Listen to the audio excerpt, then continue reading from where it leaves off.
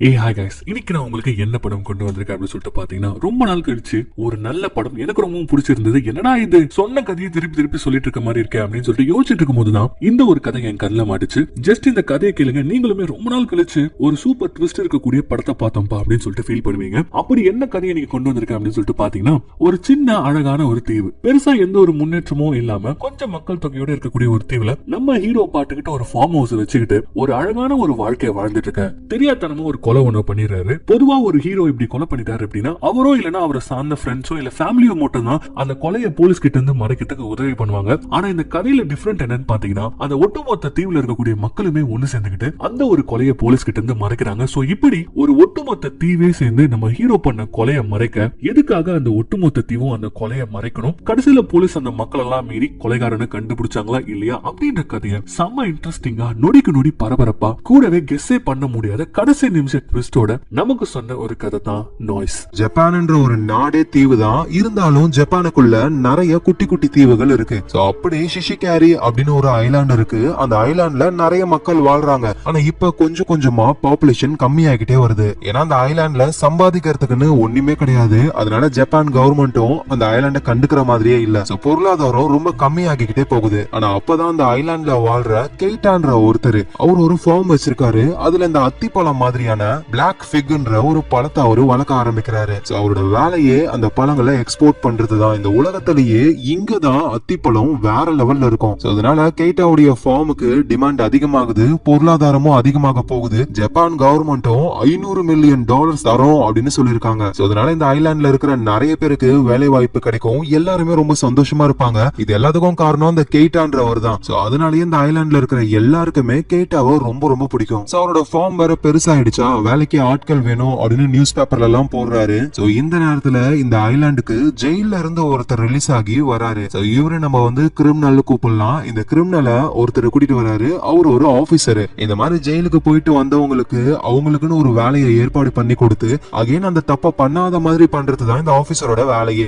இப்ப இந்த ஆபீசர் அந்த கிரிமினலை நம்ம கேட்டா இருக்காருல, அவரோட ஃபார்ம்ல சேர்த்து விடுறதுக்காக தான் வந்துகிட்டு இருக்காரு. இங்க பாரு, இதுக்கப்புறம் உன் வாழ்க்கையே இந்த ஐலாண்ட்ல தான், நிம்மதியா வாழ பழகிக்கோ. திரும்ப ஏதாவது சின்னதா ஒரு தப்பு பண்ணாலும் அவ்வளவுதான், வாழ்க்கை ஃபுல்லா உன்னை ஜெயில போட்டுருவாங்க அப்படின்னு அந்த ஆபீசர் சொல்லி வாய மூடல. அந்த கிரிமினல் பைவுல பின்னாடி இருந்தே அந்த ஆபீசரோட கழுத்தை நெரிச்சு கொலை பண்ணிடுறான். இவ்வளவு மோசமான கிரிமினல் இப்ப அந்த ஐலாண்டுக்குள்ள சுத்திக்கிட்டு இருக்கான். அத்திப்பழ தோட்டத்தை வச்சிருக்கிற கெய்டா அவரோட வேலையை பாத்துக்கிட்டு இருக்காரு. அவருக்கு ஒரு ஒய்ஃபும் இவங்க ரெண்டு பேருக்கும் அழகான ஒரு பெண் குழந்தையும் இருக்கு. ஒரு சந்தோஷமான லைஃப் தான் ஒரு வாழ்றாரு. கெய்டாவுக்கு இந்த ஊர்ல 2 பெஸ்ட் ஃப்ரெண்ட்ஸ் இருக்காங்க. இவரோட பேரு தனாபே. இவரோட வேலையே வேட்டையாடுறது தான். ஆனா கவர்மெண்ட் வருஷத்துல இந்த சில மாசங்கள் எல்லாம் வேட்டையாட கூடாதுன்னு பேன் பண்ணிடுவாங்க. அப்படிப்பட்ட சீசன் தான் ஓடுது. இவரால வேட்டையாட முடியல. சும்மா இருக்க கூடாதுன்னு நம்ம கெய்டாவுடைய ஃபார்முக்கு வந்து ஹெல்ப் பண்ண ஆரம்பிக்கிறாரு. இப்படி இவங்க ரெண்டு பேரும் ஃப்ரூட்ஸ் எல்லாம் வண்டியில ஏத்தி அதை கொண்டு போகும் பொழுது போற வழியில அந்த கிரிமினலை பாக்குறாங்க. நம்ம கெய்டாவும் தனபியும் சின்ன வயசுல இருந்து இந்த ஐலாண்ட்ல இருக்காங்க.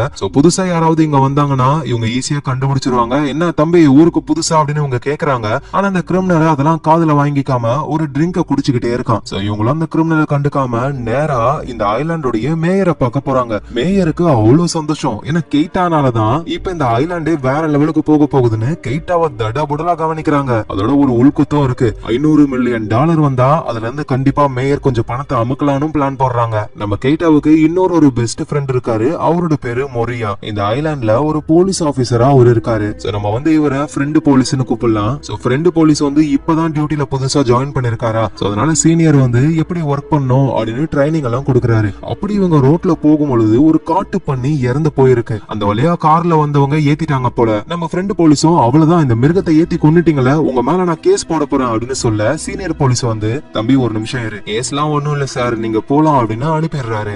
அவரும் இறந்து போன அந்த காட்டு பண்ணிய ப்ளூ கலர்ல ஒரு கவர்ல சுத்தி அத காருக்குள்ள ஏத்துறாங்க. நம்ம ஃப்ரெண்ட் போலீஸும் அவரு பண்ணது தப்பு, ஏன் அவர் மேல கேஸே போடல, நீங்க ஃபர்ஸ்ட் ஒரு விஷயத்தை புரிஞ்சுக்கோ, இந்த ஐலாண்ட்ல இருக்கிற எல்லாருமே சொந்தக்காரங்க மாதிரி, இஷ்டத்துக்கு நம்மளால கேஸ் எல்லாம் போட முடியாது. அதோட இந்த ஐலாண்டோட நல்லதுக்காக சில நேரங்கள்ல நம்ம சில தப்புகளை மறைச்சுதான் ஆகணும்னு அந்த சீனியர் போலீஸ் சொல்றாரு. அந்த சீனியர் போலீஸ் ரிட்டையர் ஆயிடுறாரு. இன்னைக்குதான் அவரோட லாஸ்ட் டே. இதுக்கப்புறம் நீ தான் இந்த ஐலாண்ட பத்திரமா பாத்துக்கணும்னு சொல்ல நம்ம ஃப்ரெண்ட் போலீஸும் இந்த ஐலாண்ட நான் கண்டிப்பா பத்திரமா பாத்துப்பேன் அப்படின்னு சொல்றாரு. இப்படி எல்லாமே ஒழுங்கா தான் போகுது. அந்த கிரிமினல் பைபுல இருக்கான்ல, அவன் நம்ம கெய்டாவுடைய வீட்டுக்கிட்ட போய் அங்க கெய்டாவோட பொண்ணு விளையாடிக்கிட்டு இருக்கா. அந்த பொண்ணையே குறுகுறுன்னு பாக்குறான் ஆளு. கேட்டாவும் வேலையை முடிச்சுட்டு வீட்டுக்கு வராரு. அவரோட பொண்ணை பாக்கலான்னு பார்த்தா அங்க அவரோட பொண்ணை காணோம். அதோட அந்த இடத்துல அந்த கிரிமினல் குடிச்சாருல ஒரு ட்ரிங்க், அந்த பாட்டில் இருக்கு. இத பார்த்த உடனே கேட்டாவுக்கு டவுட் வருது. ஊருக்குள்ள புதுசா ஒருத்தன் வந்தான், நம்ம பொண்ணை வேற இப்ப காணோம் அப்படின்னு சொல்லி இவர் பயப்படுறாரு. கேட்டாவோட ஃப்ரெண்டு, அந்த ஃப்ரெண்டு போலீஸ் இருக்காருல, அடிப்பட்ட காட்டு பண்ணிய கொண்டு வந்து நம்ம தேனபே கிட்ட கொடுக்கறாரு. ஏன்னா தேனபே ஒரு ஹண்டரு, இந்த மாதிரி இறந்து போன உயிரினங்களோட உடம்பெல்லாம் என்ன பண்ணணும்னு அவருக்கு நல்லாவே தெரியும். சோ இப்படி தேனபேவும் ஃப்ரெண்டு போலீஸும் ஒன்னா இருக்கும் பொழுது கேட்டா கிட்ட இருந்து போன் கால் வருது. என் பொண்ணை காணோம், அதோட ஊருக்கு புதுசா ஒருத்தன் வந்தான்ல, அவன் தான் காரணம்னு நினைக்கிறேன் அப்படின்னு சொல்ல எல்லாருமே தேட ஆரம்பிக்கிறாங்க கேட்டாவுடைய பொண்ணை. சோ அப்படி தேடிக்கிட்டே கேட்டாவோட ஃபார்முக்கு போறாரு. அங்க அந்த கிரிமினல் இருக்கான், அதுவும் கேட்டாவோட பொண்ணோட சைக்கிள்ல உட்காந்துக்கிட்டு இருக்கான். என்னோட பொண்ணு எங்க, ஒழுங்கு மரியாதையா என் பொண்ணை என்கிட்ட கொடுத்துரு. எது பொண்ணா, நீ யார பத்தி பேசுறேன்னு எனக்கு சுத்தமா தெரியவே இல்ல. உடனே தேனபே உள்ள வராரு. அவர்கிட்ட கன் இருக்கு, அதை வச்சு மிரட்டுறாரு. பொண்ணு எங்கடா அப்படின்னு கேட்க அந்த கிரிமினல் பயப்படுற மாதிரிலாம் இல்ல, பொண்ணுலாம் எனக்கு தெரியாதுன்றலன்னு வந்து சண்டை போடுறாரு. இந்த சண்டையில அந்த கிரிமினல் நம்ம கேட்டாவோடைய கைய கடிச்சு விட்டுறான். சோ கேட்டாவும் அந்த கிரிமினல் கூட சண்டை போட தெரியாதரமா தள்ளி விட்டுறாரு. அங்க இருந்த கல்லுல கிரிமினலோட மண்டை மோதி அந்த கிரிமினல் அங்கேயே காலி. இத ஃப்ரெண்டு போலீஸும் பாக்குறாரு. சோ இவங்க 3 பேருக்குமே என்ன பண்றதுனே தெரியல. நம்ம கேட்டாதான் ரொம்ப பயப்படுறாரு. ஏன்னா அவர் தான் அந்த கிரிமினலை தள்ளி விட்டாரு, அதனாலதான் அந்த கிரிமினலும் இறந்து போனானே. ஒரு வழியே இல்ல, நீயே போலீஸ் தானடா, என்ன அரெஸ்ட் பண்ணிக்கோ அப்படின்னு சொல்ல இப்பதான் அந்த ஃப்ரெண்டு போலீஸ்க்கு அவரோட சீனியர் சொன்ன விஷயம் ஞாபகம் வருது. இப்ப மட்டும் கேட்டாவை அரெஸ்ட் பண்ணிட்டாங்க அப்படின்னா அவரோட ஃபார்ம் பிசினஸ் மொத்தமா படுத்துரும். கவர்மெண்ட் கிட்ட இருந்து அந்த பணமும் வராது, இந்த ஐலாண்டும் வளரவே வளராது. சோ இந்த ஐலாண்ட் நல்லா இருக்கணும்னா கேட்டாவை அரெஸ்ட் பண்ண கூடாது. சோ அதனால இவங்க 3 பேருமே சேர்ந்து இந்த கொலையை மறைக்கலாம் அப்படின்னு பிளான் போடுறாங்க. சோ இந்த இடத்துலதான் இந்த படத்தோடைய டைட்டிலையும் போடுறாங்க, நாய்ஸ். இறந்து போன அந்த கிரிமினலோட உடம்ப ப்ளூ கலர்ல ஒரு கவர்ல சுத்தி அத நம்ம தேனபே இருக்காருல அவரோட இடத்துக்கு கொண்டு வராங்க. இந்த விஷயத்த தூரத்துல இருந்து ஒரு வயசான தாத்தா பாக்குறாரு. இவரு தான் காரை ஓட்டிட்டு வரும் பொழுது ஒரு காட்டு பண்ணியை ஏத்திருப்பாருல, கேஸ் கூட வாங்காம தப்பிச்சாரு, அவரு தான் இவரு. இத பாக்குற அந்த தாத்தாவும், ஓ நம்ம அடிச்சு போட்ட காட்டு பண்ணியை தான் அவங்க கொண்டு போறாங்க போல அப்படின்னு நினைச்சுக்கிறாரு. எங்க கைட்டாவும் அவரோட ஃப்ரெண்ட்ஸும் அந்த கிரிமினலோட உடம்பு கொண்டு வந்து தேனபேவுடைய இடத்துல ஒரு லாக்கர் ரூம் மாதிரி ஒரு இடம் இருக்கு, அங்க அந்த கிரிமினலோட உடம்ப போட்டுறாங்க. இவங்க 3 பேருமே சம பயத்துல இருக்காங்க, என்ன பண்றதுன்னு தெரியல. ஒருவேளை இந்த கிரிமினலை தேடி யாராவது வந்தா என்னடா பண்றது அப்படின்னு கேட்கும் பொழுது இவங்கிட்ட எந்த ஒரு ஐடி கார்டோ இல்ல மொபைல் போன் கூட கிடையாது. சோ அதனால யாரும் இவனை தேடி வர மாட்டாங்க. நாளைக்கு யாருக்கும் தெரியாம இவனோட உடம்ப நம்ம டிஸ்போஸ் பண்ணிடலாம் அப்படின்னு சொல்லி ஒரு பிளானையும் போடுறாங்க. ஆனா இந்த நேரத்துல ஜப்பான்ல இருக்கிற ஒரு டிடெக்டிவ் ஒருத்தர் அவரு ஒருத்தருடைய வீட்டுக்கு போறாரு. அது யாருன்னா அந்த கிரிமினல் வந்து கழுத்தை நெரிச்சு கொண்டால ஒரு ஆபீசர், அவரோட வீடு. ஏன்னா ஆபீசர் இறந்து போயிட்டாரு, வீட்டுல இருக்கிறவங்களுக்கு சந்தேகம் வந்து போலீஸ்க்கு கால் பண்ணிருப்பாங்க. சோ அந்த கேஸ டிடெக்டிவ் எடுத்துக்கிறாரு. சோ கிடைச்ச டீடைல்ஸ் எல்லாம் வச்சு பார்க்கும் பொழுது அந்த ஆபீசர் ஜெயில இருந்து ரிலீஸ் ஆன ஒரு கிரிமினலை கூட்டிட்டு அந்த கிரிமினலை பக்கத்துல இருக்கிற ஐலாண்ட்ல கெய்டான்றவருடைய ஃபார்ம்ல வேலைக்கு சேர்த்து வர்றதுக்காக தான் போயிருக்காருன்ற விஷயம் புரிஞ்சு டிடெக்டிவ் இப்போ ஐலாண்டுக்கு வராரு. இந்த மாதிரி ஒரு பெரிய டிடெக்டிவ் ஐலாண்டுக்கு வராருன்னா ஐலாண்ட்ல இருக்கிற போலீஸ்க்கு தகவல் போகும்ல, அப்படிதான் நம்ம மொழியா அதான் ஃப்ரெண்டு போலீஸ்க்கு தகவல் வருது. உடனே ஃப்ரெண்டு போலீஸும் டே இவன் உடம்பு இப்பொழுதைக்கு இங்கேயே பத்திரமா வைப்போம், ஃபர்ஸ்ட் அந்த டிடெக்டிவ சமாளிச்சு அவரை இங்க இருந்து அனுப்புவோம், அதுக்கப்புறமா நம்ம மத்தத பாத்துக்கலாம் அப்படின்னு சொல்லி அந்த டிடெக்டிவ ஃபேஸ் பண்ண ஆரம்பிக்கிறாங்க இவங்க எல்லாரும். அந்த டிடெக்டிவ் ஐலாண்டுக்கு வரதுக்கான ரீசனே நம்ம கைட்டா கிட்ட பேசுறதுக்காக தான். சோ அதே மாதிரி கைட்டாவுடைய ஃபார்முக்கும் வந்து பேச ஆரம்பிக்கிறாரு. அந்த டிடெக்டிவ் கூடவே அவரோட அசிஸ்டன்ட், அதோட நம்ம ஃப்ரெண்டு போலீஸும் இருக்காரு. எங்க கைட்டா கூட தேனபே இருக்காரு. டிடெக்டிவ் கைட்டா கிட்ட அந்த ஆபீசருடைய போட்டோவையும் கிரிமினலுடைய போட்டோவையும் காமிச்சு இவங்க 2 பேரையும் நீங்க பாத்திருக்கீங்களா அப்படின்னு கேட்கும் பொழுது இல்ல சார் நான் இவங்களை பார்க்கவே இல்ல அப்படின்னு கைட்டா போய் சொல்றாரு. அந்த கிரிமினல் கைட்டாவோட கையில கடிச்சு வச்சாருல அந்த அச்சு தெரியுது. அத டிடெக்டிவ் பார்த்துட்டு என்ன ஆச்சு கையில அப்படின்னு கேட்கும் பொழுது அது வந்து நாங்க ஒரு காட்டு பண்ணிய வேட்டையாடும் பொழுது அது என் கையை கடிச்சிருச்சு, ஆனா இருந்தாலும் எப்படியோ அதை கொண்டுட்டோம், ஏன்னா தேனபே ஒரு ஹண்டரு, இப்ப அந்த காட்டு பண்ணியோட உடம்ப தேனபேவுடைய வேர் ஹவுஸ்ல வச்சிருக்கோம் அப்படின்னு அவரு சொல்றாரு. இந்த நேரத்துல ஃப்ரெண்டு போலீஸ்க்கு ஒரு கால் வருது. அதை பேசி முடிச்சுட்டு டிடெக்டிவ் கிட்ட அவரு சார் அந்த ஆபீசரோட உடம்பு கிடைச்சிருச்சு அப்படின்னு சொல்லி நேரா ஒரு இடத்துக்கு போறாங்க. அந்த கிரிமினல் ஒரு ஆபீசரை கொன்னார்ல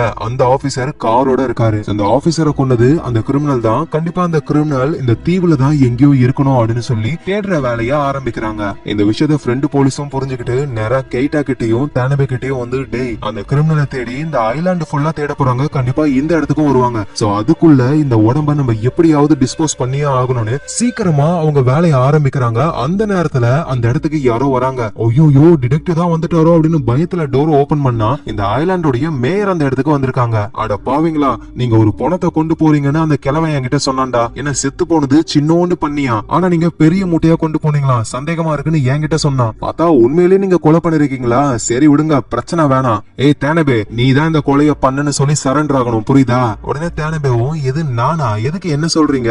ஆமாண்டா, கைட்டா இந்த ஐலாண்டுக்கு ரொம்ப ரொம்ப முக்கியமானவன். நீ இருந்து ஒரு பிரயோஜனமும் கிடையாது. அதனால நீ ஜெயிலுக்கு போ. அப்படி உன்னால போக முடியலன்னா தோருக்கான ஃப்ரெண்டு போலீஸ், நீ போடா ஜெயிலுக்கு. அதோட இந்த மேயர் ஒரு டிமாண்டையும் வைக்கிறாங்க. இங்க பாரு கைட்டோ, இந்த விஷயம் வெளியே தெரியக்கூடாது அப்படின்னு நினைச்சனா கவர்மெண்ட் கொடுக்க போற அந்த 500 மில்லியன்ல இருந்து ஒரு பங்கை எனக்கு தள்ளி விடணும், புரியுதா அப்படின்னு கேக்குறாங்க. சடனா இன்னொரு ஆளு அந்த இடத்துக்குள்ள வராரு. யாரான்னு பார்த்தா அந்த வயசான தாத்தா. அவரு மேயர் கூட சண்டை போட ஆரம்பிக்கிறாரு. ஏன்னா நம்ம கெய்டோவுக்கு ஹெல்ப் பண்ணணும் அப்படின்றதுக்காக தான் அவரு மேயரையே அனுப்புனாரு. ஆனா இப்ப மேயரு கெய்டோவையும் பிளாக்மெயில் பண்றாங்களா, அதனால அவரு மேயர் கூட சண்டை போடுறாரு. மேயரும் அட கெல்ட்ட பயிலே, காசை பத்தி உனக்கு தெரியுமாடான்னு அந்த தாத்தாவுக்கு ஷாக் எல்லாம் வச்சு விட்டுறாங்க. இத பாக்குற தேனவியும் அவர் கையில இருக்கிற பொருள் எடுத்து அந்த மேயரோட மண்டையிலே ஒரு அடி, அவங்களும் பொத்துன்னு கீழே விழுந்துடுறாங்க. போயிட்டு செக் பண்ணி பார்த்தா தேனபே அடிச்ச அடியில மேயர் அங்கேயே காலி. மேயர் விட்ட ஷாக்ல அந்த தாத்தா அங்கேயே காலி. இப்ப மொத்தம் 3 கொலை ஆயிடுச்சு. சோ இப்ப கேட்டவுக்கும் அவருடைய ஃப்ரெண்ட்ஸுக்கும் என்ன பண்றதுன்னு சுத்தமா ஐடியாவே இல்ல.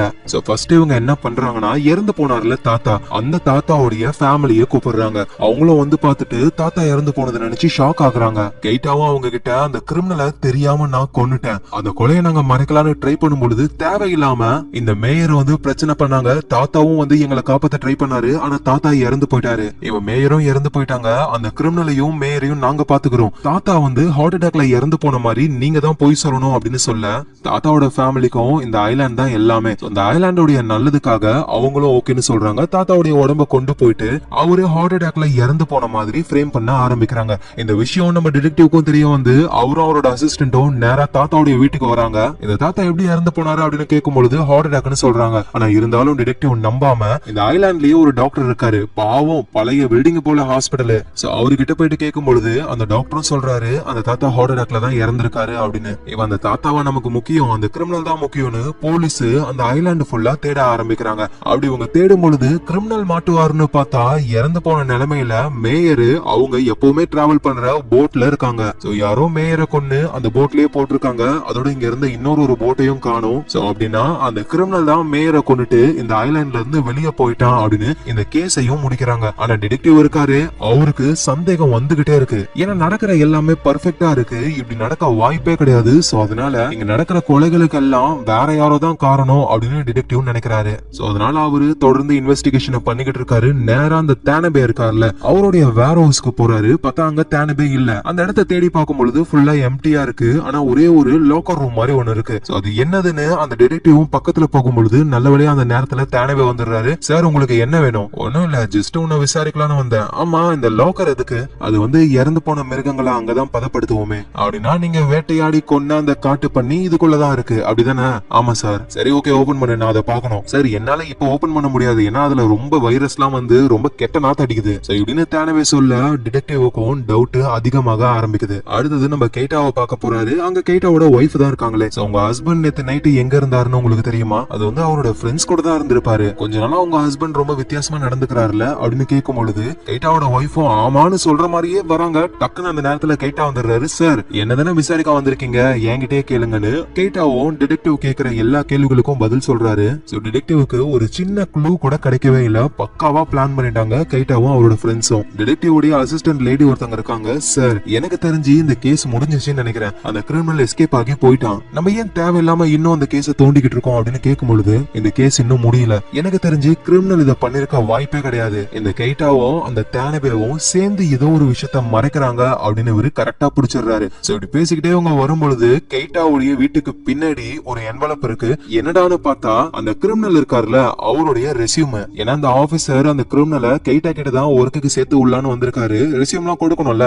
அந்த ரெசியூம் இப்ப இவரோட வீட்டுக்கிட்ட இருக்கு. இந்த டிடெக்டிவ் பார்த்த உடனேயுமே இந்த ரெசியூம் இங்க இருக்கு அப்படின்னா கண்டிப்பா அந்த கிரிமினலும் ஆபீசரும் கைட்டாவை பார்த்திருப்பாங்க. அப்புறம் எதுக்காக கைட்டா நம்ம கிட்ட போய் சொல்றான்? சோ ஏதோ ஒண்ணு இருக்கு அப்படின்னு சொல்லி இன்னும் இந்த இன்வெஸ்டிகேஷனுக்குள்ள டீப்பா இறங்க ஆரம்பிக்கிறாரு டிடெக்டிவ். சரி இந்த ஐலாண்ட்ல இருக்கிற மக்கள் மூலியமாவது ஏதாவது ஒரு க்ளூ கிடைக்கும்னு பார்த்தா யாருமே கைட்டாவுக்கு எதிராக ஒரு வார்த்தை கூட சொல்ல மாட்டாங்க. ஏன்னா இந்த ஐலாண்டே கைட்டாவை நம்பிதான் இருக்கு. சார் இந்த கேஸ் தான் முடிஞ்சிச்சு, எதுக்கு சும்மா சும்மா வரீங்க? நீங்க வந்ததுக்கு அப்புறம் தான் மேயர் இறந்து போனாங்க, தாத்தா இறந்து போனாரு, தயவு செஞ்சு நீங்க இங்க இருந்து கிளம்புங்க அப்படின்ற மாதிரி திட்டுறாங்க எல்லாரும். சோ டிடெக்டிவ் உடைய அசிஸ்டன்ட் அப்புறம் நம்ம ஃப்ரெண்ட் போலீஸ் இவங்க 3 பேரும் அப்படியே ரோட்ல நடந்து போய்கிட்டே இருக்காங்க. டிடெக்டிவ் ஃப்ரெண்ட் போலீஸ் கிட்ட உங்க ஊர்ல இருக்கிறவங்க எல்லாம் இப்படிதான் இருப்பானுங்களாடா? ஆமா சார், ஏன்னா எங்க ஊர்ல இதுக்கு முன்னாடி இவ்வளவு பெரிய கிரைம் எல்லாம் நடந்ததே இல்ல, இதுதான் முத தடவை. அதனாலதான் மக்கள் ரொம்ப பயந்து போயிருக்காங்க. ஆனா பிரச்சனை இல்ல சார், இறந்து போன அந்த கிரிமினலோட பாடி மட்டும் கிடைச்சதுன்னா எல்லாரும் நார்மல் ஆயிடுவாங்க அப்படின்னு ஃப்ரெண்டு போலீஸ் சொல்ல டிடெக்டிவ் இது செத்து போன கிரிமினலா, அவனை இன்னும் நம்ம கண்டுபிடிக்கவே இல்ல, அவன் உயிரோட இருக்கானா செத்துட்டானான்னு ஒன்னும் நமக்கு தெரியாது, நீ எதை வச்சு அந்த கிரிமினல் செத்து போயிட்டான் அப்படின்னு சொல்ற. சோ ஃப்ரெண்டு போலீஸ்க்கும் புரிய வருது,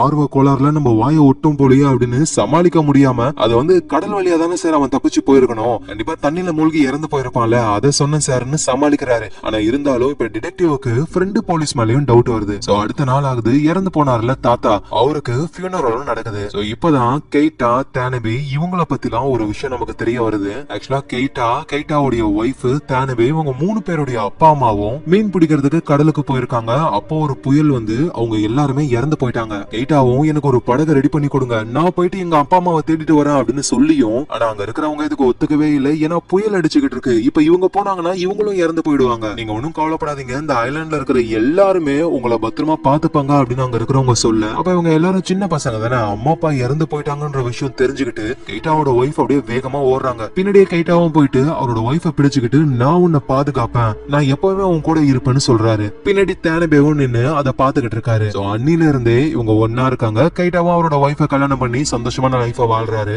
அப்புறம் கெய்டா தானபே ஃப்ரெண்டு போலீஸ்லாம் இப்போ ஒரு 3 கொலையை பண்ணிட்டாங்க. ஆக்சுவலா இந்த 3 கொலையில இருந்து எஸ்கேப் ஆகிறதுக்கு இந்த ஐலாண்ட்ல இருக்கிற மக்கள் தான் இவங்களுக்கு ஹெல்ப் பண்றாங்களே. சோ ஃபர்ஸ்ட் இறந்து போன அந்த தாத்தா அவரோட ஃபேமிலியை கூப்பிட்டு நடந்த விஷயத்த சொன்ன உடனே அவங்க புரிஞ்சுக்கிறாங்க. ஆனா என்ன இதை உண்மைன்னு எல்லாரும் நம்பணும்னா டாக்டரே சொல்லணும். சோ டாக்டரும் ஒரு பழைய பில்டிங்ல வைத்தியம் பார்த்துக்கிட்டு இருக்காரு. காசு வந்ததுக்கு அப்புறம் புது பில்டிங் கட்டலான்னு ஆசையை காமிச்சு டாக்டரையும் போய் சொல்ல வைக்கிறாங்க. அடுத்தது அந்த மேயர் ரெகுலரா டிராவல் பண்ணக்கூடிய போட்ல அந்த மேயரை வைக்கணும். ஆனா அந்த போட்டோட சாவி மேயரோட பிஏ கிட்ட தான் இருக்குமே. சோ அதனால பிஏ கிட்டயே போயிட்டு கால்ல விழுந்து ப்ளீஸ் எனக்கு ஹெல்ப் பண்ணுங்கன்னு சொல்ல அந்த பிஏவும் புரிஞ்சுக்கிட்டு ஆல்ரெடி மேயர் மேல வேற இவருக்கு காண்டா, சோ அதனால மேயரோட பாடியை டிஸ்போஸ் பண்றதுக்கு இவரே ஹெல்ப் பண்றாரு. அதோட மேயர் இறந்து போனாங்கல்ல, அப்ப அவங்க கிட்ட நல்ல வேலையா மொபைல் கிடையாது. ஒருவேளை மொபைல் இருந்தா ஜிபிஎஸ் வச்சு கடைசியா அவங்க எங்கதான் வந்தாங்கன்னு போலீஸ் பிடிச்சிருப்பாங்க. மொபைல் போன் இல்லாததுனால எந்த பிரச்சனையும் இல்ல.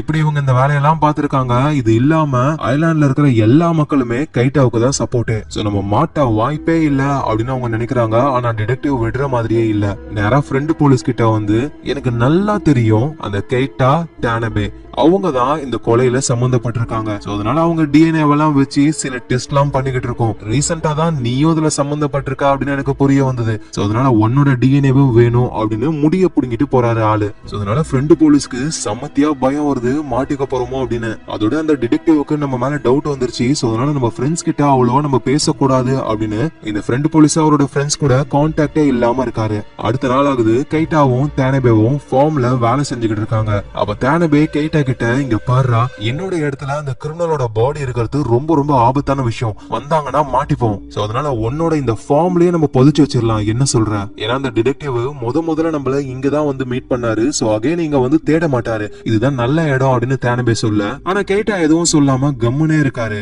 சோ அதனால அந்த கிரிமினலோட பாடி தானபேவுடைய அந்த வேர் ஹவுஸ்ல அப்படியே இருக்கு. எங்க டிடெக்டிவும் அவரோட அசிஸ்டன்ட்டும் மேயருடைய பிஏ கிட்ட விசாரணையா ஆரம்பிக்கிறாங்க. ஆனா நல்ல வேலையா கைட்டா ஆல்ரெடி பிஏ கிட்ட பேசினதுனால சார் சாவி வந்து மேயர் மேடம் கிட்ட தான் இருக்குமே, அவங்க தனியா டிராவல் பண்ணிட்டு போயிட்டு வந்திருப்பாங்க, அப்பதான் அந்த கிரிமினல் கொண்டு இருக்கணும் அப்படின்னு இவரும் சொல்றாரு. எங்க டிடெக்டிவும் கடுப்பாகிறாரு, இந்த ஐலாண்ட்ல எவனுமே நமக்கு ஹெல்ப் பண்ண மாட்டான் போல அப்படின்னு கோவமா போறாரு. உடனே அந்த பியும் என்ன சார் இந்த ஐலாண்டை விட்டு போறீங்களா, போறதுக்கு முன்னாடி எங்க வீட்டுக்கு வந்து சாப்பிட்டுட்டு போங்க சார், காட்டு பண்ணி கறி சூப்பரா இருக்கும். எது காட்டு பண்ணியா? அந்த தானபே வேட்டையாடணும்னு சொன்னானே அந்த பண்ணி, அது வேட்டையாடுறதா சார்? அது இந்த சீசனே கிடையாது, இப்ப வேட்டையாடணும் அப்படின்னா அது இல்லீகலா தப்பு. அவங்க இருக்கிற காட்டு பண்ணியோட உடம்பு கார்ல அடிபட்டு செத்தது சார், அதெல்லாம் சாப்பிட நாங்க யூஸ் பண்ண மாட்டோம். அதோட தானபே அந்த காட்டு பண்ணியை எப்பயோ தூக்கி போட்டிருப்பானே அப்படின்னு ஒரு சொல்ல டிடெக்டிவ்க்கு ஒரு பொறி தட்டுது. ஏன்னா தானபே அவரோட வேர் ஹவுஸ்ல ஒரு லாக்கர் மாதிரி வச்சிருப்பாரு, அதுக்குள்ள அந்த காட்டு பண்ணி இருக்குன்னு சொல்லுவாரு, ஓபன் பண்ண மாட்டாரு. ஆனா இங்க இந்த பிஏ சொல்றதை வச்சு பார்த்தா அந்த காட்டு பண்ணியை எப்பயோ தூக்கி போட்டிருக்கணும், கண்டிப்பா அந்த லாக்கருக்குள்ள இருக்கிறது காட்டு பண்ணி கிடையாது, அந்த கிரிமினலோட உடம்பு தான் அப்படின்னு புரிஞ்சுக்கிட்டு நேரா தானபேவோடைய அந்த வேர் ஹவுஸுக்கு போறாரு. போறதுக்கு முன்னாடி நம்ம ஃப்ரெண்டு போலீஸ்க்கு கால் பண்றாரு. நான் இப்ப எங்க போய்கிட்டு இருக்கேன் தெரியுமா, உன் ஃப்ரெண்டு தானபேவோடைய வேர் ஹவுஸ்க்கு. அங்கதானே அந்த கிரிமினலை அடிச்சு கொன்னு அவனோட உடம்ப வச்சிருக்கீங்க, எல்லாமே எனக்கு தெரிஞ்சு போச்சு. தானபேவை புடிச்சிட்டு அடுத்தது உன்னை வந்து ஸ்டேஷன்லயே பிடிக்கிற அப்படின்னு சொல்லிட்டு டிடெக்டிவ் காலை கட் பண்ண எங்க ஃப்ரெண்டு போலீஸுக்கு எல்லாம் கை கால்லாம் நடுங்குது. சோ டிடெக்டிவும் தானபேவோடைய இடத்துக்கு போறாரு. அந்த லாக்கரை ஓபன் பண்ணியே ஆகணும்னு சொல்றாரு. தேனபேவும் வேற வழி இல்லாம ஓபன் பண்ண உள்ள பார்த்தா ஒரு டெட் பாடிய ப்ளூ கலர் கவர்ல சுத்தி வச்சிருக்காங்க. சோ டிடெக்டிவ்க்கு அவ்வளவு சந்தோஷம், ஒரு வழியா நம்ம இந்த கேஸ முடிச்சிட்டோம் அப்படின்னு சொல்லி ஆசையா ஓபன் பண்ணா உள்ள உண்மையிலேயே காட்டு பண்ணியோடைய உடம்பு தான் இருக்கு. என்னது இது, கிரிமினலோட உடம்ப காணோம், மாத்தி வச்சுட்டானுங்க போல அப்படின்னு டிடெக்டிவ்க்கு இப்பதான் புரியுது. நம்ம தேனபேவும் சார் டைம் வேஸ்ட் பண்ணாதீங்க சார், ஒழுங்கா போங்க அப்படின்னு சீனா பேசி அனுப்புறாரு.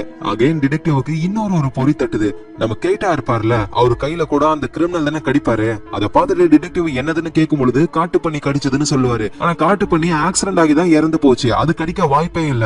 சோ கைட்டா போய் சொல்றான் அப்படின்னு அவரை விசாரிக்கலாம்னு போகும்பொழுது அங்க கைட்டா செம்ம காண்டுல கத்த ஆரம்பிக்கிறாரு. சார் இந்த ஊர் மக்கள் சொல்ற எதையும் நீங்க கேட்க மாட்டீங்களா, இது எல்லாத்தையும் பண்ணது அந்த கிரிமினல் தான், போயிட்டு அவனை தேடுங்க சார், சும்மா எங்களை தொந்தரவு பண்ணாதீங்க, எனக்கு எல்லாமே தெரியும், அந்த கிரிமினல் மேயரு அந்த தாத்தா எல்லாரையும் கொண்டது நீங்க தானே, ஒழுங்கா உண்மையை சொல்லுங்க அப்படின்னு டிடெக்டிவ் பேசிக்கிட்டு இருக்கும்போது அவருக்கு ஒரு போன் கால் வருது. அப்படியே ஷாக் ஆகி வேகமா போலீஸ் ஸ்டேஷனுக்கு போறாரு. என்னன்னா நம்ம கைட்டாவோட ஃப்ரெண்டு, அந்த ஃப்ரெண்டு போலீஸ் இருக்காருல, அவரு கன் எடுத்து தன்னை ஷூட் பண்ணி இறந்து போயிட்டாரு. அதுவும் சாகிறதுக்கு முன்னாடி ஒரு வீடியோ ஷூட் பண்ணிருக்காரு, நடந்த எல்லா கொலைகளையும் நான் தான் பண்ணேன் அப்படின்னு எல்லா பழியையும் அவரே ஏத்துக்கிட்டாரு. சோ விஷயம் கேள்விப்பட்டு கைட்டாவும் தேனபேவும் அங்க வராங்க. ஃப்ரெண்டு இறந்து போனதை நினைச்சு அவங்க ரொம்ப கஷ்டப்படுறாங்க. அப்புறம் போலீஸ்ல அவங்கள வெளியே அனுப்பிடுறாங்க. டே தேனபே, அந்த கிரிமினலோட உடம்ப உன்னோட இடத்துல இருந்து என் ஃபார்முக்கு மாத்திட்டோம் அப்படின்ற விஷயத்த நீ நம்ம ஃப்ரெண்டு போலீஸ் கிட்ட சொல்லவே இல்லையா, அவன் நம்ம மாட்டிக்கிட்டோம் அப்படின்னு நினைச்சு இறந்து போயிட்டான்டா. உடனே தேனபேவும் நானும் சொல்லாம தான் இருந்தனே, ஆனா அந்த டிடெக்டிவ் அவன் மேலயும் சந்தேகப்பட்டானா, சோ அதனால சேஃப் கிடையாதுன்னு தான் சொல்லவே இல்ல,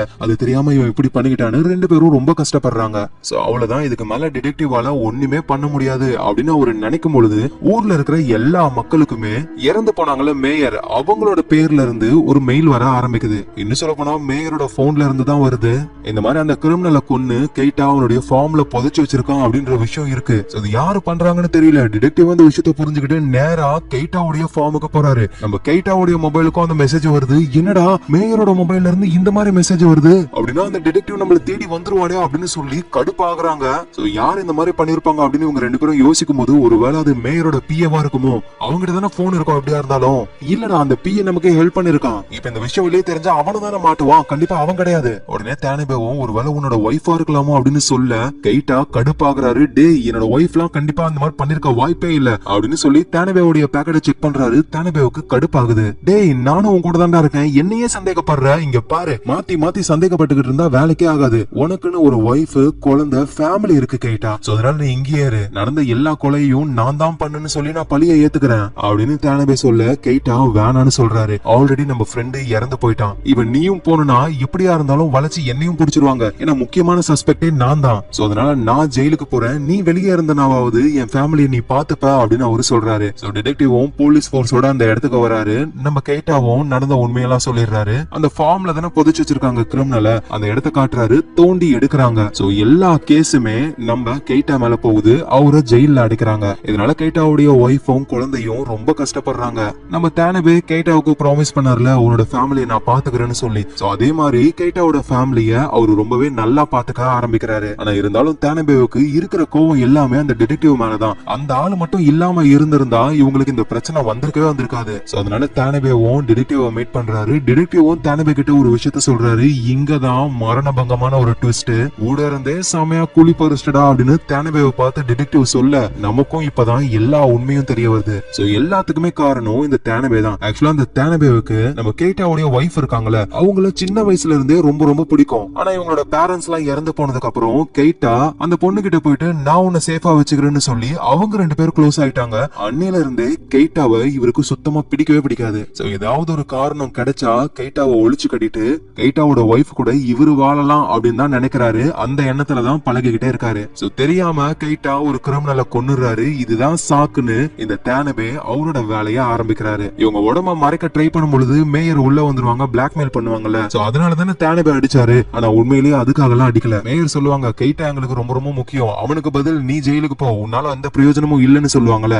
அவன் கூட போயிட்டு என்ன கம்பேர் பண்றியா அப்படின்னு இருக்கிற வன்மத்தெல்லாம் அந்த மேயர் மேல காட்டிட்டாரு தேனபே. அதனாலதான் மேயர் இறந்தாங்களே. அப்புறம் கைட்டாவோட வீட்டுல விசாரணை பண்ணிட்டு டிடெக்டிவ் வெளியே வரும் பொழுது ஒரு என்வலப் இருக்கும்ல, அந்த கிரிமினலோட ரெசியூம் இருக்குமே. ஆக்சுவலா இவங்க அந்த கிரிமினலை முதல்ல பாப்பாங்கல்ல ஒரு இடம், அந்த இடத்துலயே அந்த கிரிமினல் அந்த ரெசியூமை தூக்கி போட்டு போயிடுவாரு. அதை இந்த தேனபே எடுத்து வச்சுக்கிட்டு கைட்டாவை மாட்டி வேணும்ன்றதுக்காகவே கைட்டாவோட வீட்டு பக்கத்துல போட்டிருக்காரு டிடெக்டிவ் பாக்கணும்னு. அதோட மேயர் இறந்து போனாங்கல்ல, அங்க அவங்களோட அவனோட மொபைல் போன் இருந்திருக்கு. அதை இந்த தேனபே தான் எடுத்து வச்சு கடைசியா ஊர் மக்கள் எல்லாருக்குமே மெசேஜும் அனுப்பியிருக்காரு. இன்னும் சொல்ல போனா கெய்டாவுக்கு அவரோட ஃபார்ம்ல அந்த கிரிமினலை புதைக்கணும்னு விருப்பமே இல்ல.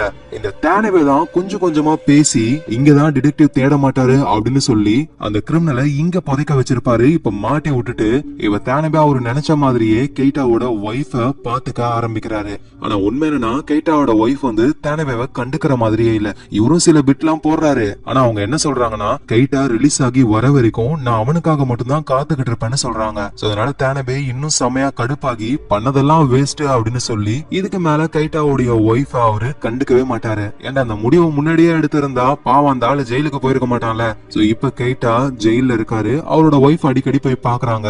நீ என்கிட்ட ஒரு விஷயம் சொன்ன ஞாபகம் இருக்கா? நீ என்ன பத்திரமா பாத்துப்பானு. நீ அதை பண்ணிட்ட. இப்ப இது என்னோட டர்ன். இதுக்கப்புறம் நான் உன்னை பத்திரமா பாத்துக்கிறேன்னு கெய்டாவுடைய ஒய்ஃப் சொல்றாங்க. சோ கெய்டா அவரோட தண்டனை காலத்தை சீக்கிரமாவே முடிச்சுட்டு ரிலீஸ் ஆகி அவரோட ஃபேமிலி கூடவே சீக்கிரம் வாழ போறாரு.